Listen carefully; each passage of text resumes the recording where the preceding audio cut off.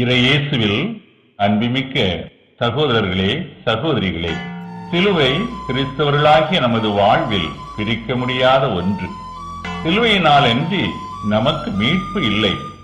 இச்சிலுவையே நம் ஏக நம்பிக்கை. இந்த நம்பிக்கையில்தான் நம் மீட்பு அடங்கியுள்ளது.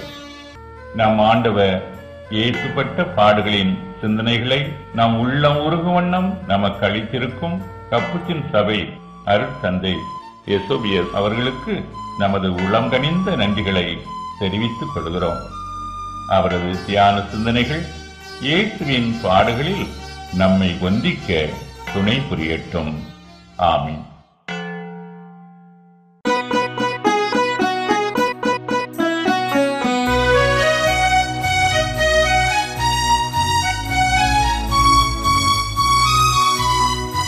எந்தன் தேவா அன்பின் நாதா, என் பாவ சுமைதனை சுமக்க வந்தீர்.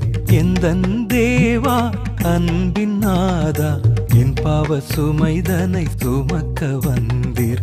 அன்பு சீடர் பாதம் கழுவி உந்தன் அன்பை உணரச் செய்தீர். கல்வாரி பாதையை கடந்த தேவா, இறங்கி வா என்னை தேற்றவா. கல்வாரி பாதையை கடந்த தேவா,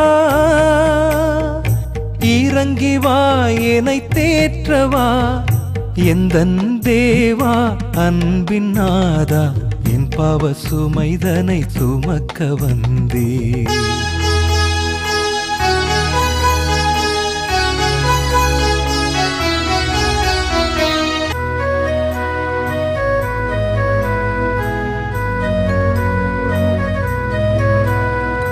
உந்தன் வார்த்தையை உதறி சென்று உதாரி மகனாய் அலைந்து திரிந்தேன்.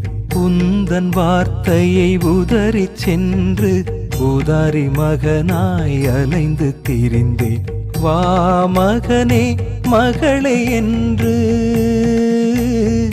வா மகனே மகளே என்று மார்பில் அன்பாய் அணைத்து கொண்டாய்.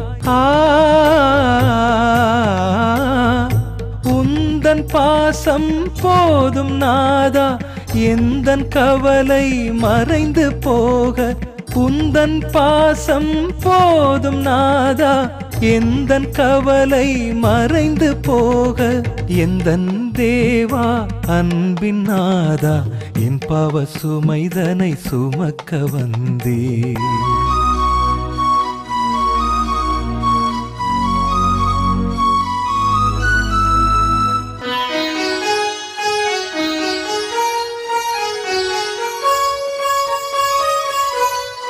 பணமும் உறவும் நிலைக்கும் என்று பாதம் செல்லும் பாதை சென்றேன். பணமும் உறவும் நிலைக்கும் என்று பாதம் செல்லும் பாதை சென்றேன். தந்தாய் ஒருவரே சொந்தம் என்று, தந்தாய் ஒருவரே சொந்தம் என்று கல்வாரி நோக்கி சிலுவை சுமந்தாய். பாதை தவறிய ஆடு நான் ஐயா, உந்தன் தோளில் சுமந்து செல்வாய். பாதை தவறிய ஆடு நான் ஐயா, உந்தன் தோளில் சுமந்து செல்வாய். எந்தன் தேவா அன்பின் நாதா, என் பாவ சுமைதனை சுமக்க வந்தீர்.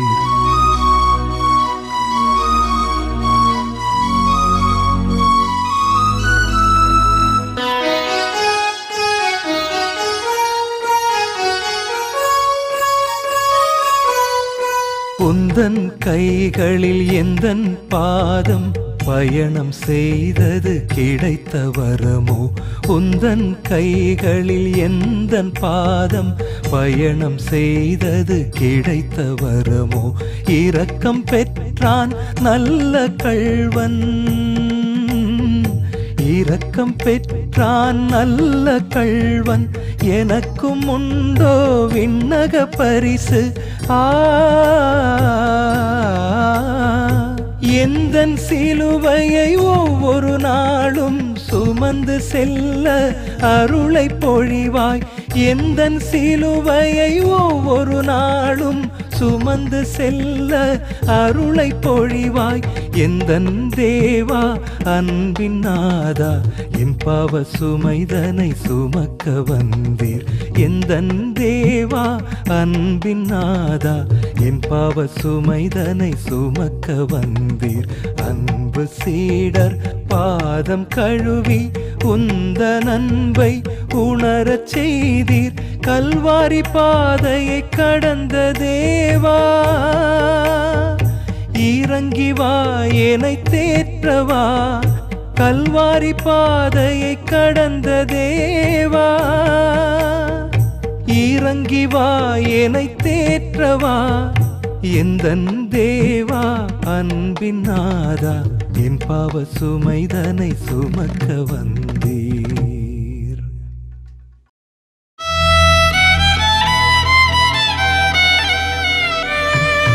மாபரன் இயேசு மீட்கவே நம்மை சிலுவை சுமக்கின்றார். மாபரன் இயேசு மீட்கவே நம்மை சிலுவை சுமக்கின்றார். பதுமை போல் நின்று செம்மறிதனையே, பதுமை போல் நின்று செம்மறிதனையே கோழை லாத்து தீர்ப்பிடுகின்றார். மாபரன் இயேசு மீட்கவே நம்மை சிலுவை சுமக்கின்றார். மாபரன் இயேசு மீட்கவே நம்மை சிலுவை சுமக்கின்றார். முதலாம் ஸ்தலம். மாசற்ற இயேசு பிலாத்துவால் தீர்ப்பிடப்படுகின்றார். அன்பார்ந்த சகோதர சகோதரிகளே, இறைவனின் திருமகன் மனிதனால் தீர்ப்பிடப்படுகின்றார். பிலாத்து யார்? இயேசுனம் பெருமான் யார்? அவரிடத்தில் எந்த குற்றமும் காணவில்லை என்று சொன்ன பிலாத்து பயத்தினால், யூதருக்கு பயந்து, செசார் அரசனுக்கு பயந்து, அரசர்களுக்கெல்லாம் அரசரை, தேவர்களுக்கெல்லாம் தேவனாகி இயேசுவை சிலுவை சாவுக்கு தீர்வு இடுகின்றான். நாம் அடைய வேண்டிய தீர்வைதான் இது. ஆனால் நமது பாவங்களுக்கு பரிகாரமாக நமது மீட்பர் தாமே இந்த தண்டனையை ஏற்றுக்கொள்கின்றார். எவ்வளவோ மாறுபாடான ஒரு செயல் இங்கே நடைபெறுகிறது. நம்முடைய தீர்வை எப்படி இருக்கின்றது? இந்த உலகிலே நமது அயலாரை நாம் எப்படி தீர்ப்பிடுகின்றோம்? உண்மையை கொண்டு தீர்ப்பிடுகின்றோமா? அல்லது மனத்தில் இருக்கும் கோபம், வர்ம வைராக்கியம், பிடிவாதம், பழிக்கு பழி வாங்க வேண்டிய எண்ணம் இவற்றை கொண்டு தீர்ப்பிடுகின்றோமா? நாம் எல்லோரையும் ஒருவர் இறுதி நாளிலே தீர்ப்பிடப் போகின்றார்.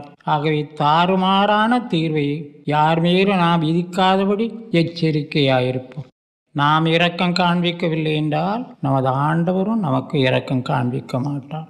இயேசுவே தீர்வையிடப்பட வேண்டியவர்கள் நாங்கள் தான். ஆனால் எங்களுடைய பாவங்களுக்கு பரிகாரமாக நீர்தாமே சிலுவை சாவுக்கு தீர்வையிடப்படுகிறீர். தீர்வை நாளிலே நாங்கள் உமது சலுகை அடையும்படி சகோதர சகோதரிகளை யாரை நாங்கள் தீர்வையிடாமல் அவர்களுடைய நற்குணங்களையே மனத்தில் இருத்தி அவரை நல்ல விதமாக மதிக்கும் வரத்தை எங்களுக்கு தந்தரலும்.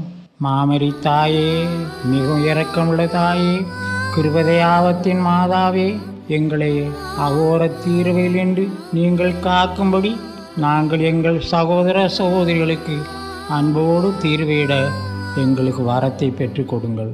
ஆமென். சிலுவை மரத்தினை மன்னவன் சுமந்திட, சிலுவை மரத்தினை மன்னவன் சுமந்திட, ஏழையின் பாவமே காரணமன்றோ. மாபரன் இயேசு மீட்கவே நம்மை சிலுவை சுமக்கின்றார். இரண்டாம் ஸ்தலம். சிலுவை சாவுக்கு தீர்ப்பிடப்பட்ட இயேசு சிலுவை சுமக்கின்றார். அன்பார்ந்த சகோதரர்களே, சகோதரிகளே, சிலுவை அக்காலத்தில் சாபத்தின் ஒரு அடையாளமாக கருதப்பட்டது. சிலுவை தொடக்கூட விரும்ப மாட்டார்கள். இயேசு அளவிறந்த அன்போடு அந்த சிலுவை தமது தோளில் மேல் ஏற்றுக்கொள்கின்றார். ஓ பரிசுத்த சிலுவையே, உனக்காகவே நான் விண்ணிலிருந்த மண்ணை தேடி வந்தேன். இந்த 33 ஆண்டுகளாக உனக்காக நான் காத்திருந்தேன். வா என் அருமை சிலுவையே என்று சொல்லி அந்த சிலுவையை அன்போடு தமது தோளில் தூக்கி வைக்கின்றார். அவர் அன்போடு தம் தோளில் தூக்கி வைத்து சுமந்து தமது மரணப்படுக்கையாக அதை மாற்றி தமது இரத்தத்தை அதன் மேல் வார்த்து வடித்து இந்த சிலுவை தமது மரணப்படுக்கையாக்கியவர் தாம் உயிர்த்து விண்ணுக்கு சென்றபோது இந்த சிலுவையை தம்மோடு தூக்கி கொண்டு போகவில்லை. இந்த சிலுவை இந்த உலகத்தில் நமது சொத்தாக, நமது செல்வமாக விட்டு சென்றிருக்கிறார். இந்த சிலுவை தான் நமக்கு பல வடிவங்களில், பல உருவங்களில், பல இடங்களில், பல வகைகளில் நமக்கு வருகின்றது. கணவன் மனைவிக்கு சிலுவையாயிருக்கலாம், மனைவி கணவனுக்கு சிலுவையாயிருக்கலாம், பிள்ளைகள் பெற்றோருக்கு சிலுவைகளாக இருக்கலாம், பெற்றோர் தங்கள் பிள்ளைகளுக்கு சிலுவைகளாக இருக்கலாம். ஆனால் இந்த சிலுவைகள் எல்லாம் இயேசுவின் இரத்தத்தில் தோய்ந்து புனிதப்படுத்தப்பட்ட திருச்சிலுவைகள். இவைகளை அன்போடு பயபக்தியோடு சுமப்போம். இயேசுவே, தாபோர் மலையில் உம்மோடு வசிக்கவும் நற்கருணை வழியாக நெஞ்சத்தில் சாயவும் நான் பாக்கியம் பெற்றிருக்கிறேன். ஆனால் கல்வாரிக்கு போகும் பாதையில் உம்மை நான் தனியாக விட்டுவிடுவேனாயில் நான் மெய்யாகவே உண்மைத்தனமற்ற ஒரு நண்பனாவேன். இயேசுவே, துன்பதுயரங்களில் நான் வெளியிட்ட முறுமுறுப்புகளையும் முறைப்பாடுகளையும் தயவு கூர்ந்து மன்னித்தரணும். உமது புனிதர்களைப் போல நானும் சொல்ல விரும்புகிறேன். ஆண்டவரே, நான் துன்பப்படுவேனாக அல்லது சாவேனாக. வேண்டாம், நான் சாக அல்ல, துன்பப்படவே ஆசிக்கிறேன். ஓ மரியாயே, வியாகுலத்தின் மாதாவே, சிலுவையின் மீது உண்மையான நேசத்தையும் தேவதிரு உள்ளத்துக்கு மனப்பூர்வமான பணிவையும் எங்கள் எல்லோருக்கும் அடைந்து தருவாயாக. ஆமென்.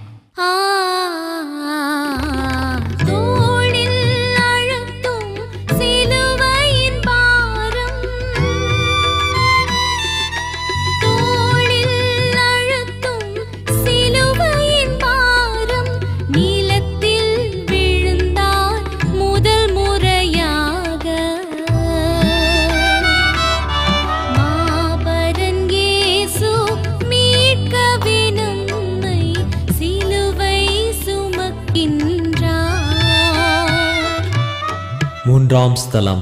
இயேசு முதல் முறை கீழே விழுகிறார். நான் முதல் முறையாக பாவம் கட்டி கொண்ட பொழுது, அன்று நான் எனது மாசின்மை இழந்த பொழுது இயேசு திரு இருதயம் எவ்வளவாக வேதனை அடைந்திருக்க வேண்டும். அந்த நாள், அந்த நேரம் என் ஞாபகத்திலிருந்து ஒரு காலம் அழியாது. அந்த நாள் தான் என் வாழ்வின் மிகவும் பரிதாபகரமான நாள். அந்த நேரம்தான் என் வாழ்வின் மிகவும் பரிதாபகரமான நேரம். என் இயேசுவே, இரக்கமாயிரும். உம்மை வருத்தியதற்காக முழு மனதோடு துக்கிக்கிறேன். இனிமேல் பாவம் செய்வதை விட சாக ஆசிக்கிறேன். ஓ மரியாயே, இன்னும் பாவத்தில் விழாத புனித ஆத்மங்களுக்கு அவர்கள் இறுதி வரை அந்த புனித நிலையில் நிலைத்திருக்கும் வரத்தை அடைந்து கொடு. எனக்கும் என்றால் உண்மையான மனத்துயரின் அருளை பெற்று தருவாயாக.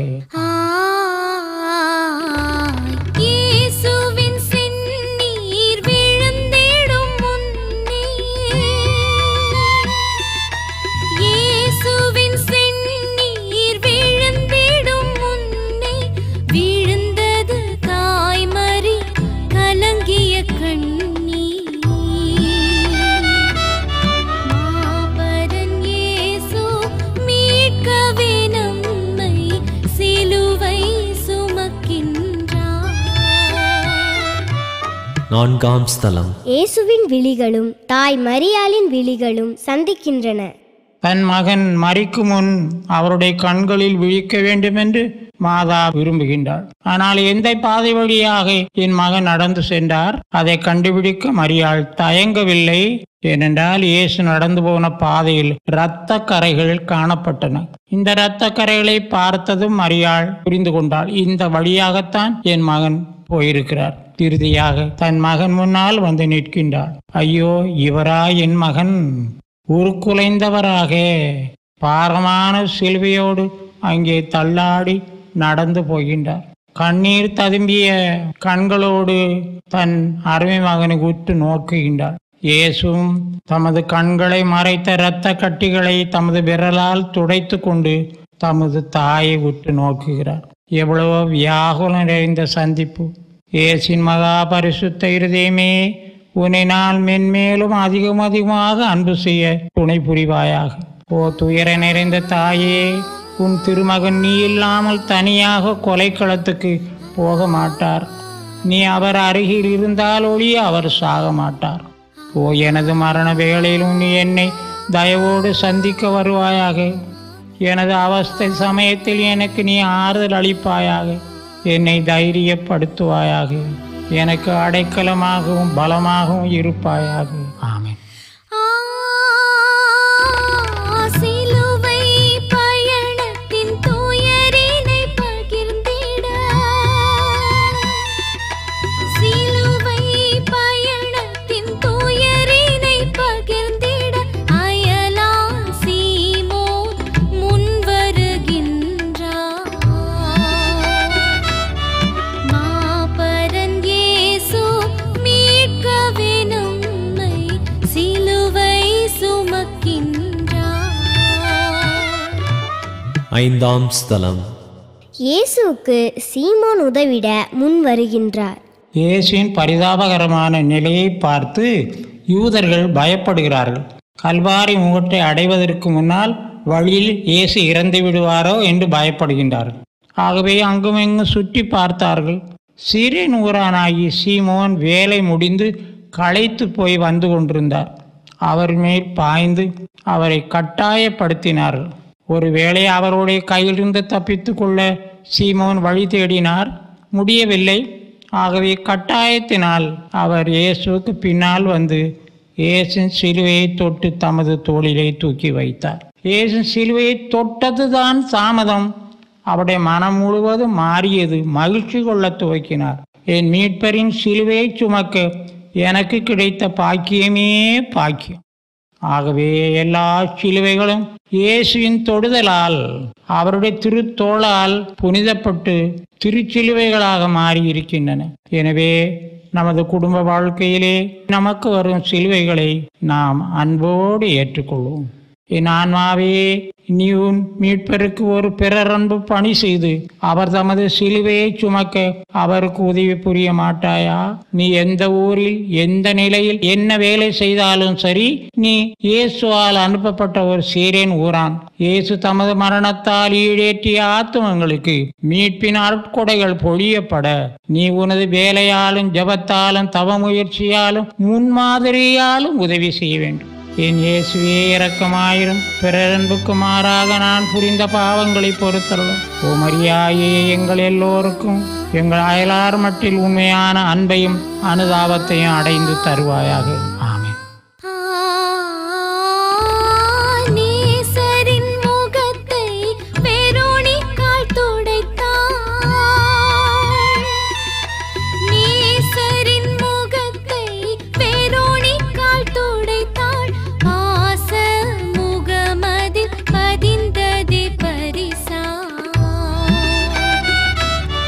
மாபரன் இயேசு மீட்கவே நம்மை சிலுவை சுமக்கின்றார். ஆறாம் ஸ்தலம். இயேசுவின் இரத்தக்கரை படிந்த திருமுகத்தை வெரோனிக்காள் துடைக்கிறாள். இயேசு சிலுவையின் பாதையின் போது அவருடைய திருமுகமானது வேற்றுருவம் கொண்டதாக இருக்கின்றது. எல்லோரையும் மகிழ்விக்கும் ஒரு அழகிய திருமுகம். ஆனால் இப்பொழுது இரத்த கரைகளாலும் அசுத்த உமிழ்நீராலும் தெருவின் தூசியாலும் கரைப்பட்டு இருக்கின்றன. வெரோனிக்காள் என்ற பெண்மணி பார்க்கின்றார். இயேசுவை சுற்றி யூதர்கள் படைவீரர்கள் ஈட்டியோடும் வாளோடும் போகின்றார்கள். ஆனால் விசுவாசத்தில் உறுதிப்பட்ட இந்த பெண்மணி வெரோனிக்காள் ஒன்றுக்கும் பயப்படாமல் அந்த கூட்டத்தை ஊடுருவி இயேசுவிடம் செல்கின்றார். தன் கையில் கொண்டு வந்த துணியை இயேசுவின் கரங்களிலே கொடுக்கின்றாள். அவருடைய முகத்தை துடைக்கும்படி கேட்கின்றார். இயேசு அன்போடு அந்த துணியை வாங்கி தமது முகத்தை துடைத்துவிட்டு அந்த துணியை திரும்ப கொடுக்கின்றார். அப்படி கொடுத்தபோது அவருடைய திருமுகத்தின் சாயல் அந்த துணியிலே பதியலாயிற்று. இந்த பெண்மணி செய்யும் சேவை எவ்வளவு சிறிய சேவை, ஆனால் இயேசுவின் கைமாற்றி பார்த்தீர்களா? தமது திருமுகத்தின் சாயலையே அந்த துணியில் பதித்து கொடுக்கின்றார். இயேசு அளவற்ற தாராள குணமுடையவர். அவருக்காக நாம் செய்யும் அற்ப சொற்ப பரித்தியாகங்களுக்கு நிறைந்த கைமாற்றை கொடுக்கின்றார். இந்த பெண்மணி இயேசுவின் திருமுக சாயல் பதிந்த அந்த தனது துணியை எவ்வளவாக மதித்திருக்க வேண்டும். இந்த இயேசுவின் திருமுக சாயல் நம் எல்லோருடைய ஆன்மாவிலும் நமது ஞான ஸ்நான திட்டத்தென்று பதிக்கப்பட்டது. ஆனால் இந்த திருமுகம் இப்போது எப்படி இருக்கின்றது? எத்தனையோ மக்களுடைய ஆன்மாவில் இந்த திருமுகம் அழுக்கடைந்ததாக இருக்கின்றது. ஏனென்றால் இவர்கள் நல்ல பாவ சங்கீர்த்தனை செய்து பல ஆண்டுகளாகிவிட்டன. இந்த திருமுகம் முற்றிலுமே மாறி உருவமே இல்லாத நிலையில் இருக்கின்றது. அன்பார்ந்த சகோதர சகோதரிகளே, இயேசு நமக்காக காத்திருக்கின்றார். இரக்கமுள்ள ஆண்டவர். நமது பாவங்களுக்காக மனம் வருந்துவோம். பாவத்தையும் பாவத்தின் சூழ்நிலையும் விட்டு விடுவோம் என்று தீர்மானம் செய்வோம். ஆண்டவரே, எங்கள் ஆன்மாவிலும் திருமுகச் சாயல் பதிந்து அது ஒரு நாள் சுடர் விட்டது. இப்போது அழகையெல்லாம் இழந்து அது உருமாறி இருக்கின்றது. எங்களுக்கு உண்மையான மனஸ்தாப வரத்தை தந்து பாவத்தையும் பாவத்திற்கு ஏதுவான எல்லா சூழ்நிலைகளையும் விட்டு தாழ்ச்சியோடு நல்ல பாவ சங்கீர்த்தம் செய்து பாவ பொறுத்தல் அடைந்து திருமுகச் சாயல் எங்கள் உள்ளத்தில் திரும்பவும் ஒளி வீச எங்களுக்கு வரம் தந்தருளும். ஓ மரியாயே, பாவிகளுக்கு அடைக்கலமே, எங்களுக்காக உங்கள் அருமை மகனிடம் பரிந்து பேசுவீர்களாக. ஆமென்.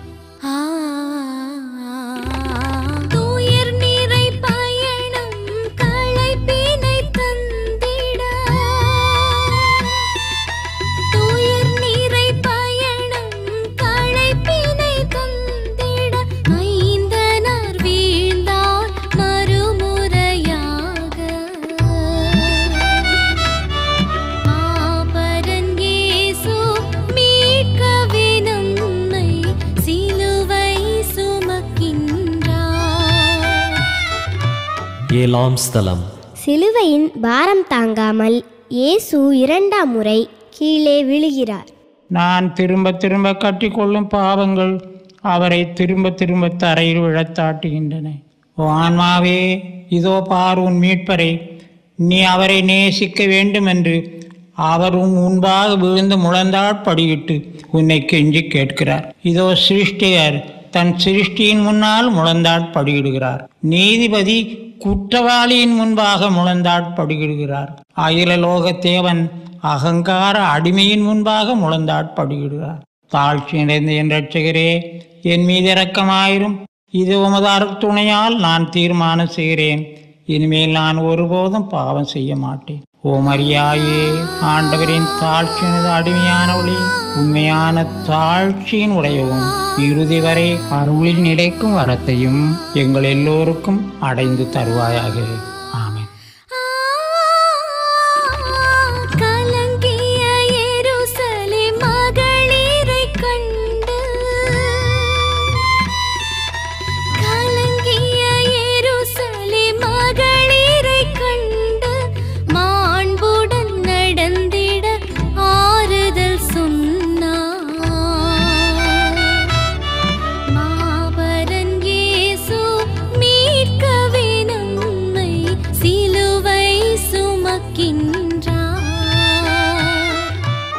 எட்டாம் ஸ்தலம். தனக்கு ஆறுதல் சொல்லிய எருசலேம் பெண்களுக்கு இயேசு ஆறுதல் கூறுகிறார். எருசலேம் பெண்மணிகள் அழுகின்றார்கள். இவர்களுடைய கணவர்கள்தான், சகோதரர்கள்தான் இயேசு சிலுவையில் அறைந்து கொல்லப் போகிறார்கள். ஆனால் இயேசுவின் மாசின்மே அறிந்த இந்த பெண்மணிகள், இந்த தாய்மார்கள் நமது ஆண்டவருடைய பாடுகளை பார்த்து கண்ணீர் சிந்து அழுகின்றார். இயேசுவின் அன்புக்காக அழுகின்றார். தங்கள் பாவங்களுக்காக கண்ணீர் வடிக்கின்றார். இந்த தாய்மார்களைப் போல நாமும் இருப்போம். இயேசு பாரமான சிலுவையை தூக்கி கொண்டு போனவர் 2-3 தெருக்கள் சந்திக்கும் இடத்திலே அழும் இந்த பெண்களை பார்க்கின்றார். அவருடைய கண்ணீர் துளிகளை காணிக்கையாக ஏற்றுக்கொள்கின்றார். அன்பு குமாரத்திகளே, உங்களுடைய கண்ணீர் துளிகள் எனக்கு மனமுவந்த காணிக்கைகள், இவைகளை ஏற்றுக்கொள்கிறேன். ஆயினும் நான் உங்களுக்கு சொல்கிறேன், எனக்காக அழாதீர்கள். ஏனென்றால் என் பாடுகள் விரைவில் முடிந்துவிடும். நான் மகிமையோடு உயிர்த்தெழத்தான் போகிறேன். எனக்காக அழாது, ஆனால் உங்களுக்காகவும் உங்கள் மக்களுக்காகவுமே அழுங்கள். திருமணத்தின் பரிசுத்த நோக்கமாகிய மகப்பேற்றுக்கு மாறாக சிசு கொலைகள், கருச்சிதவிகள் செய்கிறார்களே, அந்த தாய்மார்களுக்காக அழுங்கள். இயேசு இந்த உலகிலே கடைசியாக செய்த மறையுரை தாய்மார்களுக்குத்தான். ஆனால் அதை எப்படி செய்கிறார் பார்த்தீர்களா? இதுவரை செய்யாத முறையிலே மறையுரையை உங்களுக்கு செய்கிறார். தலையிலே கூறிய முள்முடியை கொண்டவராக, பாரமான சிலுவையை தோளிலே சுமந்தவராக இந்த மறையுரை ஆற்றுகின்றார். எத்தகைய அன்பு! எருசலே மகளிரே, எனக்காக அழாதீர்கள். நமக்காக இரத்தத்தை சிந்தும் அவருக்காக கண்ணீரை கூட சிந்த வேண்டாம் என்கிறார். ஏன்? அவர் இரத்தம் சிந்தும் அவர் இன்னும் சில மணி நேரத்திற்குள்ளே உயிர்த்தெழப் போகின்றார். ஆண்டவராகிய இயேசுவே, உலகம் முடியும் வரை கண்ணீர் வடிக்கும் பெண்கள் இந்த உலகத்தில் இருப்பார்கள். அவர்களில் நாங்களும் சிலராக இருக்க எங்களுக்கு வரத்தை தந்துள்ளோம். ஓ வியாகுல தாயே, மகனுடைய பாடுகளின் பேர்வரங்களை குறித்தும் உங்களுடைய வியாகுலங்களை குறித்தும் எங்கள் எல்லோருக்கும் பாவ பொறுத்தலை அடைந்து தருவீர்களாக. ஆமென்.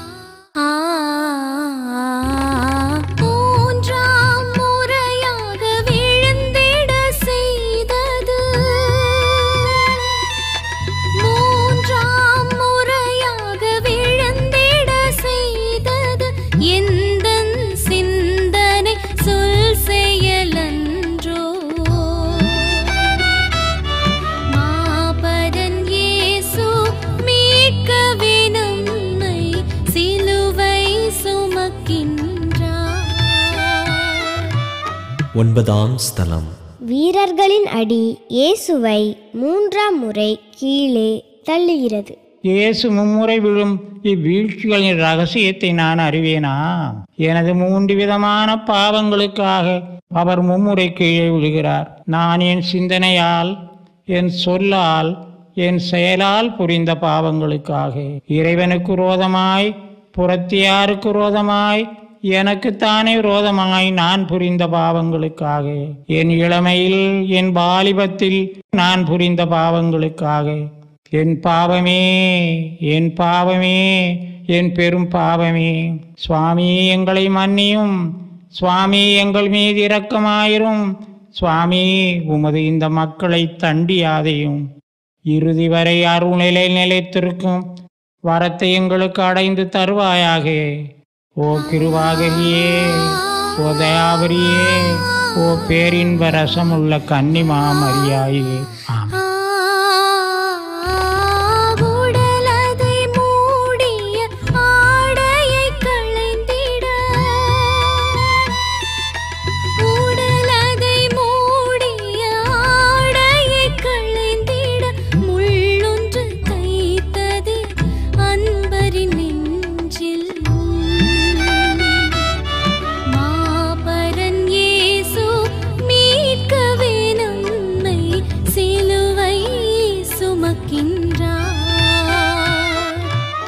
பத்தாம் ஸ்தலம். இயேசுவின் ஆடைகளை களைகின்றார்கள்.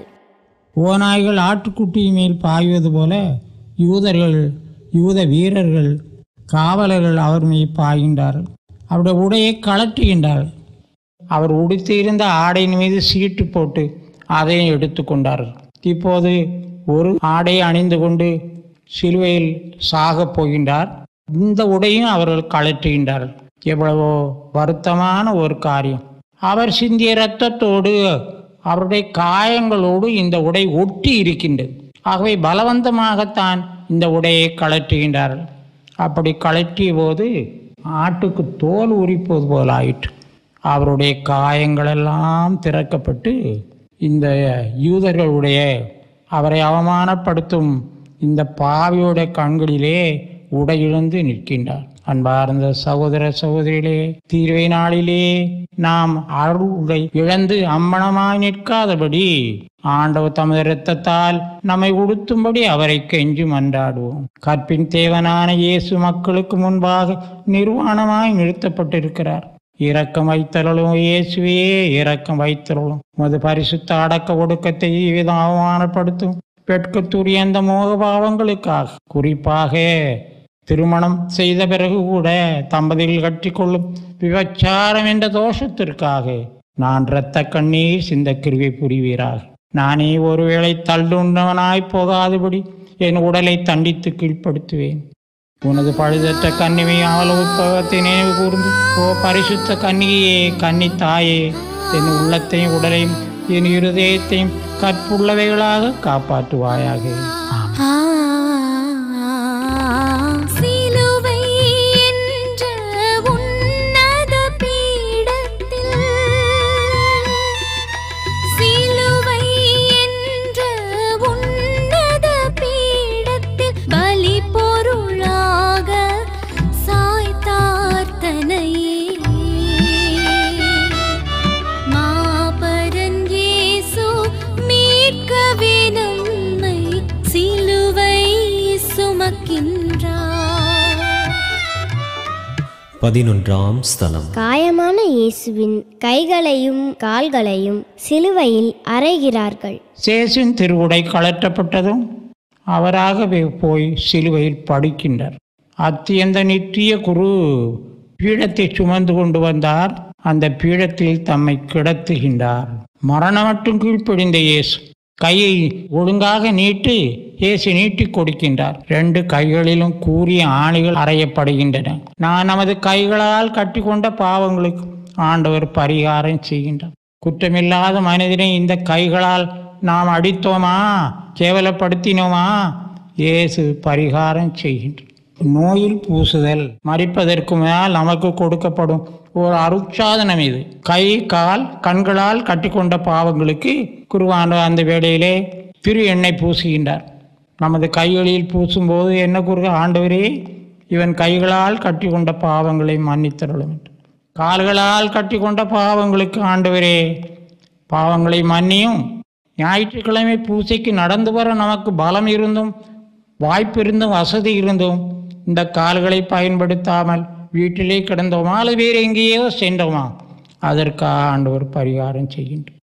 திருச்சிலுவையில் அறையப்படும் எங்கள் மீட்பரே, நாங்கள் எங்கள் கைகளாலும் கால்களாலும் கட்டிக்கொண்ட எல்லா பாவங்களுக்கும் நாங்கள் பரிகாரம் செய்கின்றோம். மாமரி தாயே, இந்த சிலுவை வானமண்டலத்தில் ஒரு நாள் தோன்றும் போது இந்த சிலுவையை ஆறுதலோடும் அக்களிப்போடும் கூட நாங்கள் உற்று நோக்க எங்களுக்கு வரத்தை தரும்படி உங்கள் அருமை மகனை மன்றாடுங்கள் தாயே. ஆமென். தன்னுயிர் தனையே தியாகம் செய்து, தன்னுயிர் தனையே தியாகம் செய்து சுதனும் மரித்தார் சிலுவையில் அன்றோ. மாபரன் இயேசு மீட்கவே நம்மை சிலுவை சுமக்கின்றார். 12ஆம் ஸ்தலம். தந்தையின் விருப்பத்தை ஏற்று நம் இயேசு உயிரையும் விடுகின்றார். எல்லாவற்றையும் நமக்கு கையளித்த இயேசு தமது உயிரை நமக்கு கையெடுக்கப் போகிறார்.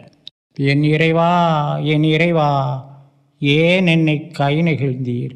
பக்தியுள்ள யூத மக்களுக்கு சங்கீதங்கள் உள்ளத்தை உருக்கிய ஜபங்களாக இருந்தன. இந்த ஜபங்களில் முக்கியமான ஒரு பகுதி சங்கீதங்களிலே அடங்கி இருக்கின்றது. நமது மீட்பர் உண்மை பக்தி கொண்ட ஒரு இஸ்ராயலன். அவரை பற்றி அநேக சங்கீதங்கள் ஏவப்பட்டிருந்தன. அவைகளில் முக்கியமான ஒன்று இந்த 21ஆம் சங்கீதம். இயேசு சிலுவையில் தொங்கிக் கொண்டு இந்த வார்த்தைகளை கூறுகின்றார். மெய்யாகவே அவர் எல்லோராலும் கைவிடப்பட்டவராக அவருக்கு தோன்றியது. அவரிடமிருந்து உதவி பெற்ற எத்தனையோ மக்கள், எத்தனையோ குருடர்களுக்கு பார்வை அளித்தார். நொண்டி சப்பானிகளுக்கு நடக்கும் வேலை செய்யும் திறமையை கொடுத்தார். இறந்தவர்களை உயிர்த்தெழுப்பினார். எத்தனையோ பசிபட்டினி உள்ள மக்களுக்கு ஆச்சரியமாக உணவளித்தார். அப்போஸ்தலர்களே, இங்கே ஒருவர் இயேசுவை காட்டி கொடுத்தார். இறுதியில் அவர் நான்று கொண்டார். ஒரு அப்போஸ்தலர் அவரை 3 முறை மறுதளித்தார். பிறகு அவர் மனம் திரும்பினார். வாழ்நாள் முழுவதும் கண்ணீர் சிந்தினார். சேவல் கொக்கரிப்பை கேட்ட பொழுதெல்லாம் கண்ணீர் சிந்தினார். கண்ணீர் வடிந்து வடிந்து அவருடைய கன்னங்களில் 2 பள்ளத்தாக்குகள் ஏற்பட்டன என்று பாரம்பரியம் கூறுகிறது. ஆனால் நாமும் தன்னந்தனிமையாக தவிக்க வேண்டிய ஒரு நேரம் நமக்கு விடியும். அப்பொழுது எல்லோரும் நம்மை கைவிட்டாலும் நம்மை கைவிடாத ஒருவர் இருக்கிறார் என்பதை அறிவுறுத்துவதற்காகத்தான் ஆண்டவர் இப்படி கதறினார். என் இறைவா, என் இறைவா, ஏன் என்னை கை நெகிழ்ந்தீர்? இப்போது இயேசு ஆறுதலான ஒரு ஜெபத்தை செய்கிறார். தமது தந்தையை பார்த்து, தந்தாய், இவர்களை மன்னியும், ஏனெனில் இவர்கள் செய்வது இன்னதென்று இவர்களுக்கு தெரியாது. எவ்வளவு அருமையான ஜெபம்! தம்மை வதைத்து கொள்ளும் தமது பகைவர்களுக்காகவே இந்த ஜெபத்தை செய்கின்றார். தந்தையே, என்னை சிறையில் அறைந்து கொள்ளும் இந்த யூதர்கள் நான் யாரென்று அறிய மாட்டார்கள். நான் உமது அருமை மகன் என்பதை அவர்கள் புரிந்து கொள்ளவில்லை. ஆகவே தெரியாமல் செய்துவிட்டார்கள் அப்பா, அவர்களை மன்னியும். இயேசு கூறுகின்றார், மன்னியுங்கள், உங்களுக்கும் மன்னிக்கப்படும். நமக்கு தீமை செய்தவர்களை நாமும் மன்னிப்போம். அப்போது நமது ஆண்டவர் நம்மை நிச்சயமாக மன்னிப்பார். மற்றவர்களை மன்னிக்க விரும்பாதவர்கள் பரலோக மந்திரத்தை சொல்லவே கூடாது. எங்களுக்கு தீமை செய்தவர்களை நாங்கள் மன்னிப்பது போல எங்கள் பாவங்களை மன்னித்தரணும் என்று கேட்கின்றோமே. அந்த ஜெபத்தில் நமது சகோதரிகளை மன்னிக்காமல் இருந்து கொண்டு இந்த ஜெபத்தை சொல்லலாமா? ஆகவே இந்த பரலோக மந்திரம் நமக்கு பயன்படும்படியாக நமக்கு தீமை செய்தவர்களை நாம் மன்னிப்போம். நமது ஆண்டவர் இப்போது சிலுவையின் அடியிலே நிற்கும் தமது தாயை பார்க்கின்றார். அங்கே நிற்கும் புனித அருளப்பரையும் பார்க்கின்றார். தாயை பார்த்து கூறுகின்றார், அம்மா, இதோ உம் மகன். பிறகு அருளப்பரை நோக்கி தமது கண்களை அவர் பக்கம் திருப்பி சொல்கிறார், இதோ உன் தாய். அந்நேரம் முதல் அந்த சீடர் மரியாளை தம் வீட்டில் ஏற்றுக்கொண்டார் என்று இந்த அருளப்பிரதாமே நற்செய்தியில் கூறுகின்றார். தம்மை முழுவதும் மட்டுமல்ல, தம் தாயை முழுவதும் நமக்கு கையளித்து விட்டார். யூதர்கள் இயேசுவை இப்படி வதைக்கின்றார்கள். அப்படி இருந்தும் இந்த இயேசு இவர்களுக்காக பரிந்து பேசுகின்றாரே. அப்படியால் இந்த இயேசுதான் மெய்யான கடவுளாக இருக்க வேண்டும் என்ற எண்ணம் இந்த நல்ல கல்வனுடைய உள்ளத்தில் உதிக்கின்றது. எனவே தனது பாவங்களுக்காகவே இந்த கல்வர் மனஸ்தாபப்பட்டு தமது சிரசை இயேசுவின் பக்கமாக திருப்பி இந்த வார்த்தைகளை கூறுகின்றார், இயேசுவே, நீர் அரசுரிமையோடு வரும்போது என்னை நினைவு கூறும். இயேசுவுக்கு எத்தகைய இரக்கம் பாருங்கள்! சிலுவையின் அடியிலே அவருடைய சொந்த தாய் துடித்து நிற்கின்றாள், வியாகுலத்திலே மூழ்கியவளாக. இந்த தாய்க்கு ஒரு வார்த்தை பேசுவதற்கு முன் நமது ஆண்டவர் இந்த கல்வனுடைய பக்கமாக தமது சிரசை திருப்பி, இன்றே என்னோடு நீ வான்வீட்டில் இருப்பாய் என்கின்றார். உலகம் உண்டான நாள் முதல் இதுவரை யாருக்குமே வானகம் வாக்கு செய்யப்படவில்லை. முதலாவதாக ஒருவருக்கு இந்த வானகம் வாக்கு செய்யப்படுகின்றது. அவர் யார் பார்த்தீர்களா? பஞ்சமா பாதகன், பக்கா கள்ளன். இந்த பெரிய பாவிக்கு ஆண்டவர் இவ்வளவு சுலபமாக வான் வீட்டை திறந்து விடுகிறாரே. அப்படியாயின் நம்மில் யார்தான் அவநம்பிக்கைப்பட முடியும்? ஆண்டவருடைய உடலை தமக்கு கொடுக்கும்படி அரிமத்தையா சூசை பிலாத்தியுடன் சென்று கேட்டபோது இயேசு மெய்யாகவே இறந்து விட்டாரா என்று அறிய விரும்பினான். எனவே காவலர்களை அனுப்பினான். அவர்கள் வந்தார்கள். இயேசு இறந்து விட்டார். ஆனால் அவருடைய இரு பக்கங்களிலும் தொங்கிய கள்வர்கள் சாகவில்லை. எனவே இரும்பு தடிகளை எடுத்து அவருடைய கணைக்கார்களை ஒடித்து முறித்து அவர்களை கொண்டார்கள். நல்ல கள்வர் இறந்ததும் விண்ணகம் அடைந்தார். பாவ பரிகாரம் செய்து விட்டார். பாவ சங்கீர்த்தனத்தோடு பாவசங்கீர்த்தனத்தில் எங்களுக்கு கொடுக்கப்படும் சிறிய அபராதத்தோடு பரிகார வாழ்வை நாங்கள் முறித்து விடாதபடி எங்கள் வாழ்நாள் முழுவதும் எங்கள் பாவங்களுக்காக பரிகாரம் செய்ய எங்களுக்கு துணை புரியும் ஆண்டவரே. இப்போது இயேசு என்ன கூறுகின்றார்? நான் தாகமாயிருக்கின்றேன். நான் நமது நாவினால், நமது பேருண்டியினால், நமது உணவு பிரியத்தால் கட்டிக்கொள்ளும் பாவங்களுக்கு போஷண பிரியம் என்கின்றோமே, இந்த பாவத்திற்கெல்லாம் இயேசு இப்போது பரிகாரம் செய்கின்றார். இப்போது இயேசு என்ன கூறுகின்றார்?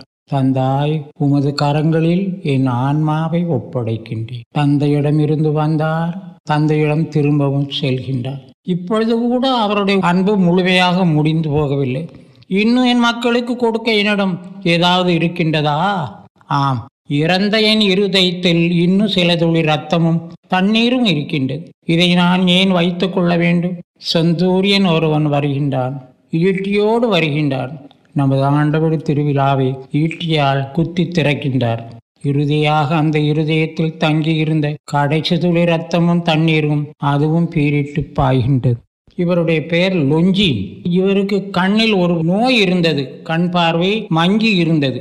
இவர் இயேசுவின் திருவிழாவை ஈட்டியால் குத்தி திறந்தபோது இயேசுவின் திரு பாய்ந்து விழுந்த இரத்த துளிகளில் ஒன்று இவருடைய கண்ணில் விழவே பார்வை இழந்திருந்த இவர் கண் பார்வை பெற்றார். இவர் மனம் திரும்பினார். இவர் ஒரு ஆயரானார். ஆயராகி இவர் ஒரு வேதசாட்சியாக மரித்தார். இவருடைய விழாவை திருச்சபை மார்ச் மாதம் 15ஆம் தேதி கொண்டாடுகின்றது. இத்தகைய அன்பிலிருந்து இயேசுவை நேசிக்க நாம் என்ன பாடுபடுகின்றோம்? பாவத்தையும் பாவ சூழ்நிலைகளையும் எவ்வளவு இன்பமாக நாம் நேசிக்கின்றோம். அசுத்த படக்காட்சிகளா ஓடு, மதுபான கடையா ஓடு, பாவ துணைவர்களா ஓடு. இயேசுவே, எங்களுக்காக சிலுவை உயர்ந்த இயேசுவே, எங்களை முத்தமிட உமது சிரசு குனிந்திருக்கின்றது. எங்களை ஆவி அரவணைக்க உமது கரங்கள் விரிந்திருக்கின்றன. என்னை வரவேற்றுக் கொள்ள உமது இருதயம் திறந்திருக்கிறது. மரணம் மட்டும் எங்களை நேசித்து இயேசுவே, உண்மை நாங்கள் எங்கள் முழு இருதயத்தோடும் முழு ஆன்மாவோடும் முழு பலத்தோடு நேசிக்கின்றோம். ஆசீர்வதிக்கப்பட்ட தாயே, நாங்கள் உங்கள் அருமை மகனை தினந்தோறும் அதிகமாக அன்பு செய்ய அனுக்கிரகம் புரிவீர்களாக. ஆமாம்.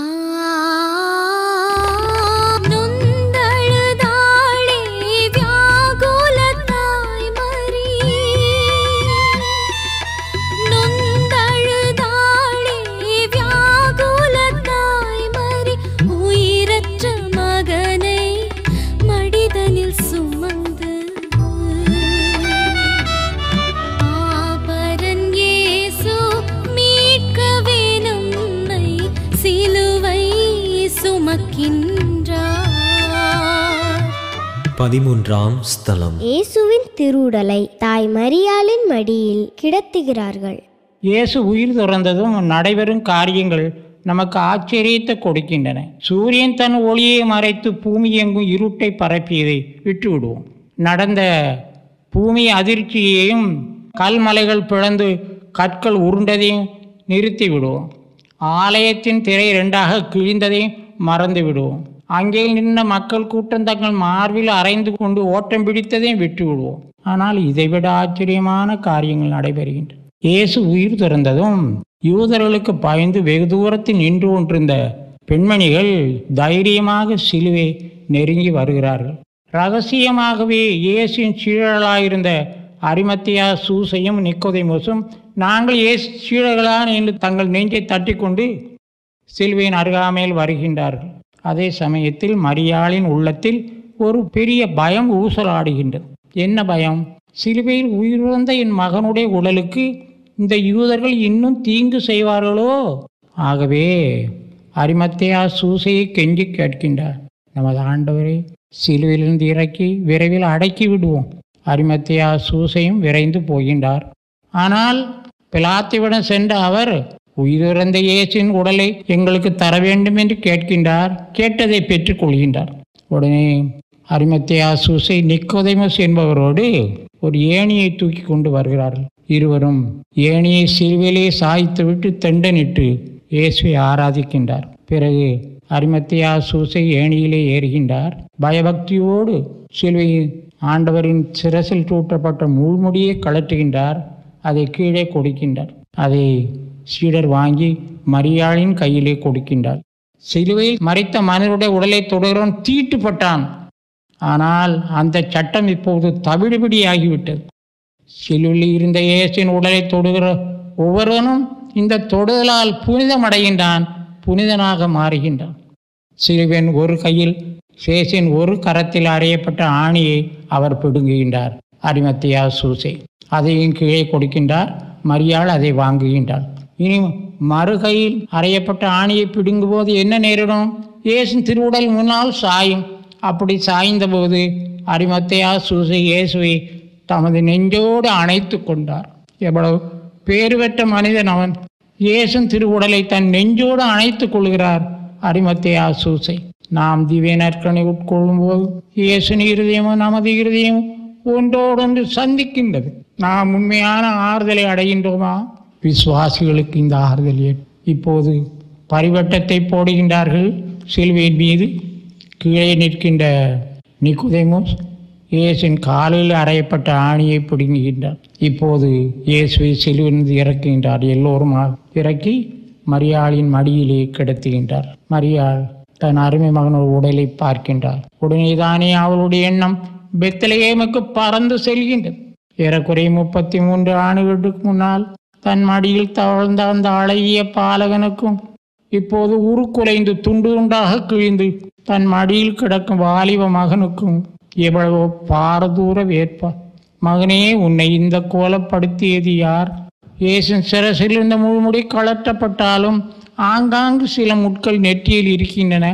அவைகளை மரியாள் உருவி எடுக்கின்றாள். இயேசின் கைகளை தூக்கி பார்க்கின்றாள். ஆணிகளால் ஊடுருவப்பட்ட கைகள். கால்களை பார்க்கின்றாள். ஆணிகளால் துளைக்கப்பட்ட பாதங்கள். மகனே, உன்னை இந்த கோலப்படுத்தியது யார்? இயேசின் உடலிலிருந்து இரத்தம் கசிந்து கொண்டிருக்கிறது. இந்த இரத்தத்தோடு தனது வியாகுல கண்ணீரையும் கலக்கின்றார்.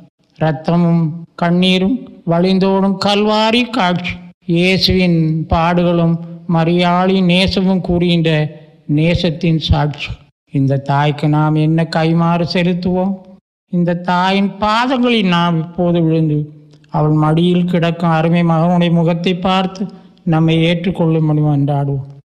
வியாகுலத்தின் வாழ் மாமரின் இருதயத்தையுமே வருத்தப்படுத்தி ஊடுருவியது. இயேசு கிழிக்கப்பட்ட இரத்தத்தில் தோய்ந்த ஒரு உடலாக தமது மாதாவின் மடியில் கிடத்தப்பட்ட பொழுதுதான்.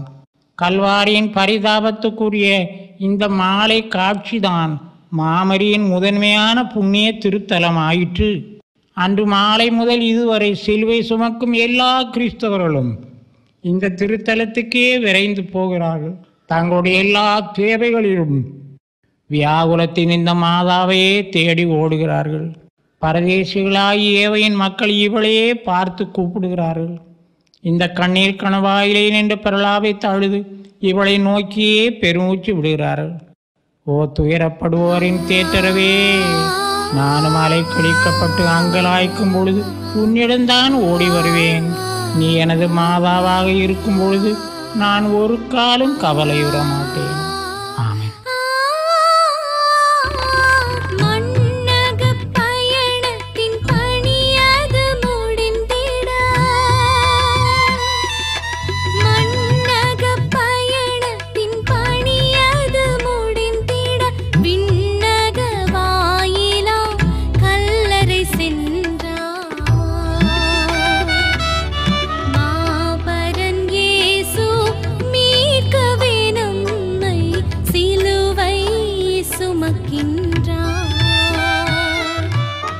பதினான்காம் ஸ்தலம். ஏழையாக பிறந்த இயேசு ஏழையாக கல்லறையில் அடக்கம் செய்யப்படுகிறார். ஒரு ஏழையின் அடக்கம். பிறக்க இடமில்லாமல் ஒரு மாட்டுத் தொழுவத்தில் பிறந்தார். வாழ்நாட்களிலே ஏழையாக வாழ்ந்தார். அவரே கூறினார், நரிகளுக்கு வலைகள் உண்டு, ஆகாய பறவைகளுக்கு கூடுகள் உண்டு, மனுமகனுக்கோ தலை சாய்க்கவும் இடமில்லை. அவருடைய தரித்திரம் கல்லறைக்குள்ளும் செல்கின்றது. அரிமத்தியா சூசை தமக்கும் தம் மக்களுக்கும் என்று ஏற்கனவே ஒரு பெரிய கல்லறை தயார்படுத்தி வைத்திருந்தார்.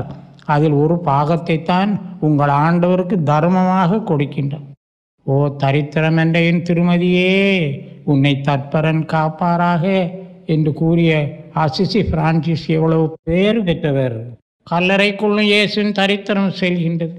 யூதருடைய முறைப்படி அடக்கத்திற்கு வேண்டிய பரிவட்டம் பரிமளவு எல்லாமே தர்மமாகத்தான் கொடுக்கப்படுகின்றது. நிக்கோதேமோஸ் இந்த பரிமளத்தை கொண்டு வந்ததாக நற்செய்திதானே கூறுகின்றது. ஏழையாக இருப்பது புண்ணியம் அல்ல, ஏழையாக வாழ ஆசைப்படுவதுதான் புண்ணியம். கல்லையில் அடக்கம் பண்ணப்பட்ட இயேசுவே, உம்மை நாங்கள் ஆராதித்து வணங்கி உமக்கு நன்றி செலுத்துகின்றோம். நீர் ஒரு ஏழையாக அடக்கம் செய்யப்பட்டீர், ஆனால் எல்லாவற்றுக்கும் அதிபதி நீதுதான். இதை நாங்கள் உணர்ந்து ஏழைகளாக வாழும் வரத்தை எங்களுக்கு தந்திரலும் ஆண்டவரே. ஏழை தாயே, மாமரி தாயே, எங்களையும் எல்லா ஏழை மக்களையும் ஆசீர்வதிக்கும்படி உங்களை கெஞ்சி மன்றாடுகிறோம்.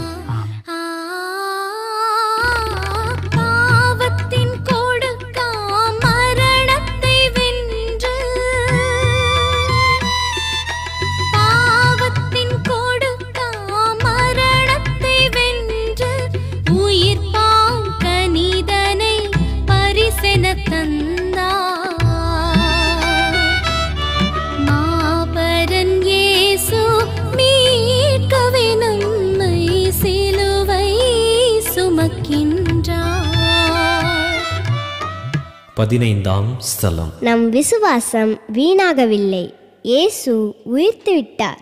அன்பார்ந்த சகோதரர்களே, சகோதரிகளே, ஆண்டவர் நம்மை தமது பாடுகளாலும் மரணத்தாலும் மட்டுமல்ல, சிறப்பாக தமது மகிமையான உயிர்ப்பாலும் நம்மை மீட்டு இருக்கிறார்.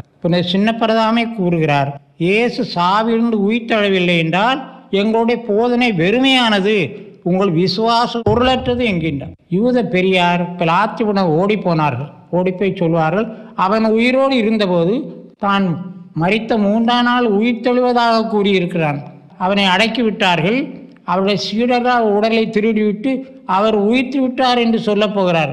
ஆகவே 3 நாட்கள் வரை இந்த கல்லறையை காவல் செய்யும்படி உத்தரவிடும். பிலாத்து குழம்பி கிடந்தான். மாசற்றவரை அநியாயமாக நான் தீர்வையிட்டு விட்டேனே என்று புலம்பி அழுது கொண்டிருந்தான் பிலாத்து. இந்த வேளையில் இந்த யூத பெரியார் போய் இப்படி சொன்னதும் அவனுக்கு கோபம் வந்து, போங்கடா, உங்களிடத்தில் தான் காவலர் இருக்கிறார்களே, அவர்களை கொண்டு காவல் காத்து கொள்ளுங்கள். இவர்கள் வந்து காவலரை அமர்த்தினார். இயேசு கல்லறையில் அடக்கம் பண்ணப்பட்டார். அவருடைய உடலை பாதுகாக்க காவலர்கள் வைக்கப்பட்டார். இயேசு நேர வந்தது. ரகசியமாக உயிர்த்தெழவில்லை, நிலநடுக்கத்தை ஏற்படுத்தினார். ஒரு பெரிய ஒளியை உதிக்க செய்தார். கல்லறை மீது அந்த ஒளி வீசியது. இயேசுவின் உடலை காவல் காத்த காவலர்களை எழுப்பினார். அவளை கண்களுக்கு முன்னால் இயேசு மகிமையோடு உயிர்த்தெழுந்தார். அவர் உயிர்த்தெழுந்த போது இந்த காவலர்கள் செத்தவர்கள் போல் ஆனார்கள். இயேசு உயிர்த்தெழுந்து அந்த கல்லறையில் இருக்கவில்லை. உயிர்த்தெழுந்த இயேசு எழுந்து சென்றார். ஆனால் இந்த காவலர்கள் நடுங்கினார்கள். ஓடிப்போய் சொன்னார்கள், அவர் உயிர்த்து விட்டார், உயிர்த்து விட்டார். பெரியவர்கள் என்ன சொன்னார்கள், சத்தம் போடாதீங்கப்பா. நிறைய பணத்தை கொடுத்தாங்க. என்ன சொல்லணும்னா, நாங்கள் தூங்கிட்டு இருந்தபோது அவருடைய சீடர்கள் வந்து அவருடைய உடலை தூக்கி கொண்டு போய்விட்டார். எவ்வளவோ வேடிக்கையான ஒரு காரியம் நற்செய்தி கூறுகின்றது. இன்றைக்கும் இந்த கதை அங்கே வழங்கி வருகின்றது. நீங்கள் தூங்கிட்டு இருக்கும்போது அவங்க தூக்கிட்டு போனால் உங்களுக்கு எப்படி தெரியும்? எனவே அன்பார்ந்த சகோதரர்களே, நமது ஆண்டவர் மகிமையோடு உயிர்த்தெழுந்தார். இந்த உயிர்த்தெழுதலை நம் ஒவ்வொருவருக்கும் அவர் வாக்கு செய்திருக்கிறார். என் உடலை தின்று என் இரத்தத்தை குடிப்பவனுக்கு முடிவில்லா வாழ்வுண்டு, கடைசி நாளிலே நான் அவனை உயிர்த்தெழுப்புவேன். நானும் மகிமையோடு உயிர்த்தெழுவோம். நமது வாழ்வை புனித வாழ்வாக்குவோம். இயேசு திருப்பாடுகளை அடிக்கடி சிந்திப்போம். வியாகுல தாயின் துணையை நாம் தேடுவோம். சாவை ஏற்கும் அளவுக்கு, அதுவும் சிலுவை சாவையை ஏற்கும் அளவுக்கு கீழ்ப்படிந்த இயேசுவே, உமது அன்பு கீழ்ப்படிதலுக்கு கைமாறாக உமது வானக தந்தை உம்மை மகிமையான ஒரு உயிர்ப்பினால் மகிமைப்படுத்தினாரே.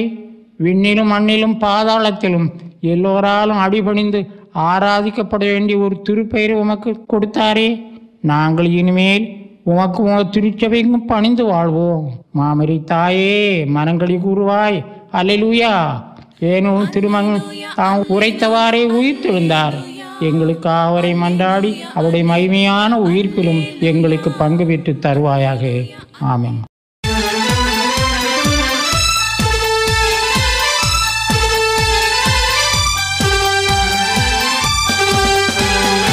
உயிர்த்தெழுந்தார் இறை இயேசு, உலகினை மீட்டவர் இயேசு. உயிர்த்தெழுந்தார் இறை இயேசு, உலகினை மீட்டவர் இயேசு. அகமகிழ்ந்து களி கூறுவோம், ஆர்ப்பரித்து நாம் பாடுவோம். அகமகிழ்ந்து களி கூறுவோம், ஆர்ப்பரித்து நாம் பாடுவோம். அல்லேலூயா அல்லேலூயா அல்லேலூயா அல்லேலூயா அல்லேலூயா அல்லேலூயா அல்லேலூயா அல்லேலூயா அல்லேலூயா அல்லேலூயா அல்லேலூயா அல்லேலூயா.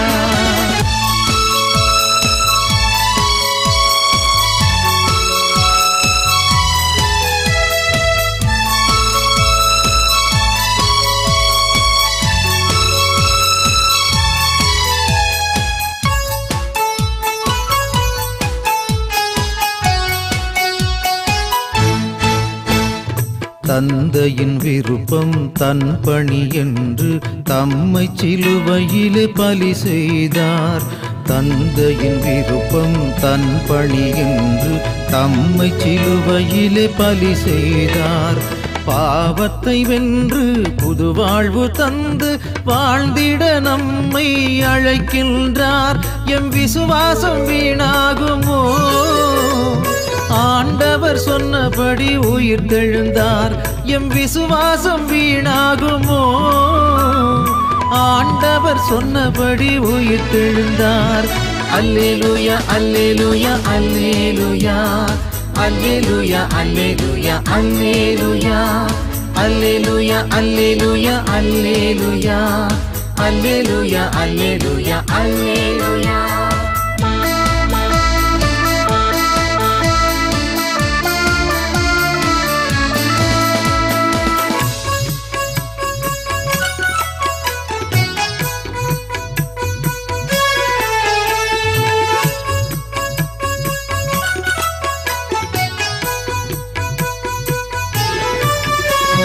காரிருள் மறைந்து பேரொளி உதிக்க காலை கதிரவனாய் உதித்தாரே. காரிருள் மறைந்து பேரொளி உதிக்க காலை கதிரவனாய் உதித்தாரே.